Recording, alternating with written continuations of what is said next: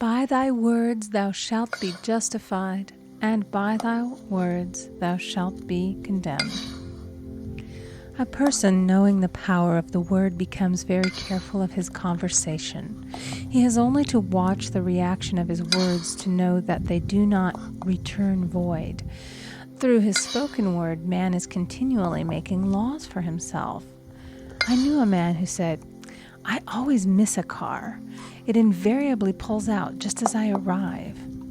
His daughter said, "I always catch a car. It's sure to come just as I get there." This occurred for years. Each had made a separate law for himself, one of failure, one of success. This is the psychology of superstitions.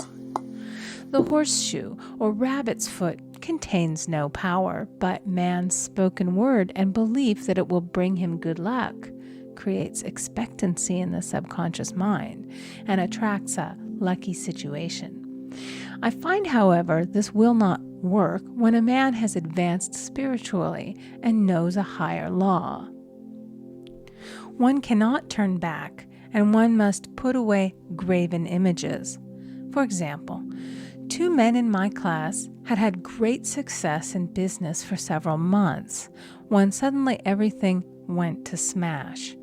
We tried to analyze the situation, and I found, instead of making their affirmations and looking to God for success and prosperity, they had each bought a lucky monkey. And I said, "Oh, I see. You have been trusting in the lucky monkeys instead of God. Put away the lucky monkeys and call on the law of forgiveness, for man has power to forgive or neutralize his mistakes." They decided to throw the lucky monkeys down a coal hole, and all went well again.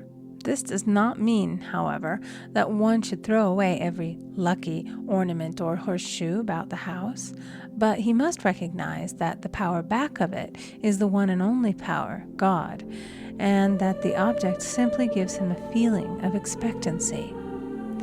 I was with a friend one day who was in deep despair. In crossing the street, she picked up a horseshoe. Immediately, she was filled with joy and hope. She said God had sent her the horseshoe in order to keep up her courage. It was indeed, at that moment, about the only thing that could have registered in her consciousness. Her hope became faith, and she ultimately made a wonderful demonstration. I wish to make the point clear that the men previously mentioned they were depending on the monkeys alone, while this woman recognized the power back of the horseshoe. I know in my own case it took a long while to get out of a belief that a certain thing brought disappointment.